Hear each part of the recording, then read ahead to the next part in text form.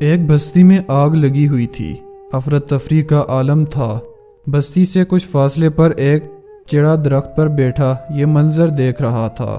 وہ اڑا اور قریب بہتے دریا سے پانی کا ایک قطرہ اپنی چونچ میں اٹھایا اور بستی پر ڈال دیا۔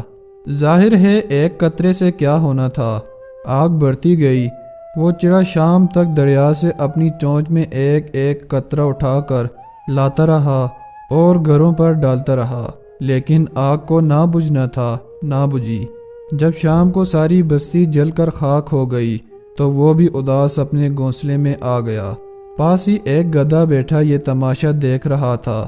جب بستی جل گئی تو گدھا چڑے کے پاس آیا اور سوال کیا، کیا تجھے پتا تھا کہ تیرے ایک قطرے سے آگ نہیں بجھے گی؟ چڑے نے کہا، ہاں مجھے پتا تھا۔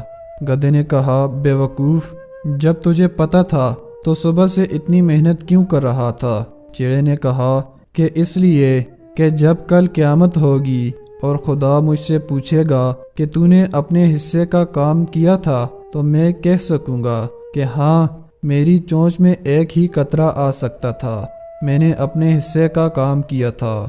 تو میرے دوستو، آج ہمارے پاس موقع ہے کہ ہم بھی اپنے اپنے حصے کا کام کر جائیں۔ جو ہمارے بس میں ہے وہ تو کریں۔ اچھا لکھ سکتے ہو تو لکھو، اچھا بول سکتے ہو تو بولو، اچھا سوچ سکتے ہو تو سوچو، کسی کی مدد کر سکتے ہو تو کرو، اگر مدد نہیں کر سکتے تو حوصلہ دے دو، اگر کوئی اچھا کر رہا ہے تو اس کا ساتھ دے دو، ساتھ نہیں دے سکتے تو شاباش دے دو۔ اور ہاں، تمہارے اچھائی کے راستے میں بڑے لوگ آئیں گے جو کہیں گے کہ اس سے کیا ہوگا، اس کا کیا فائدہ، تمہاری نیت نہیں ٹھیک ہے، تم ریاکار ہو، تمہاری تحریروں سے کچھ نہیں ہوگا، تمہاری تقریروں سے کچھ نہیں ہوگا، اسی طرح کے تیروں سے تمہارا دل زخمی کریں گے۔ بس ہمت نہ ہارنا، یہ سب برداشت کر لینا، پھر دیکھنا بادشاہوں کا بادشاہ میرا اللہ تمہیں عزت کی بلندیوں تک پہنچا دے گا۔